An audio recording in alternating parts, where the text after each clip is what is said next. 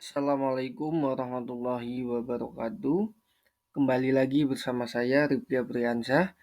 Di video kali ini saya ingin sedikit membahas tentang konsep VLAN ya. Pasti teman-teman semua sudah tahu ya VLAN itu apa. Di sini saya hanya sedikit menjelaskan saja. VLAN itu adalah singkatan dari Virtual Local Area Network. Dan VLAN sendiri adalah jaringan logis yang dibuat di dalam sebuah jaringan fisik di dalam jaringan VLAN. Sekelompok perangkat atau komputer dikelompokkan menjadi satu segmen jaringan logis meskipun perangkat tersebut terhubung ke jaringan fisik yang sama seperti itu. Dan fungsi VLAN tersendiri adalah yaitu jaringan ini biasanya digunakan untuk memisahkan broadcast traffic ya atau lalu lintas jaringan dari berbagai area atau segmen dengan memisahkan lalu lintas jaringan. Administrator jaringan dapat mengoptimalkan kinerja jaringan dengan mengatur lalu lintas jaringan agar berjalan lebih efisien. Nah, seperti itu ya. Dan selanjutnya di sini saya ingin sedikit menjelaskan tentang cara kerja VLAN. Oke. Cara kerja VLAN di sini saya membagi jaringan fisik menjadi dua jaringan logis ya atau jaringan VLAN. Nah, di sini yang pertama saya beri di sini VLAN 10 dan di sini VLAN 20. Nah, VLAN 10 ini kita anggap ini punya perangkatnya mahasiswa dan VLAN 20 ini kita anggap punya perangkatnya dosen ya.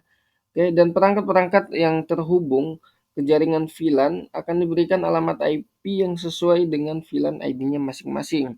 Nah, makanya sehingga di sini misalnya saya berikan alamat IP untuk VLAN 10 yaitu 192.168.10 ya, VLAN 10.1/24. Dan untuk VLAN dosen atau VLAN 20 di sini saya beri 192.168.20.1/24. Nah, dengan cara ini perangkat perangkat dalam satu VLAN ya, dalam satu VLAN seperti ini itu dapat berkomunikasi dengan mudah, sementara perangkat yang berada di VLAN berbeda tidak dapat berkomunikasi.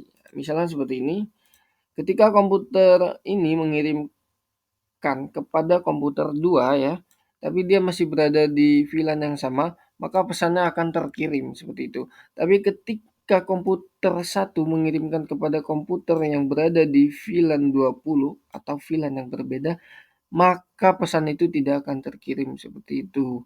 Nah, dan ini juga tadi kan sudah saya jelaskan bahwa fungsi dari jaringan ini yaitu untuk memisahkan broadcast traffic. Nah, jadi ketika si VLAN 10 si komputer 1 yang berada di VLAN 10 ini mengirimkan pesan kepada perangkat ini, nah yang berada di perangkat VLAN 20 itu tidak akan terganggu gitu ya dengan adanya broadcast traffic yang dilakukan oleh VLAN 10 seperti itu. Mungkin cukup sekian ya pembahasan tentang konsep kerja VLAN. Mohon maaf jika ada kesalahan. Wassalamualaikum warahmatullahi wabarakatuh.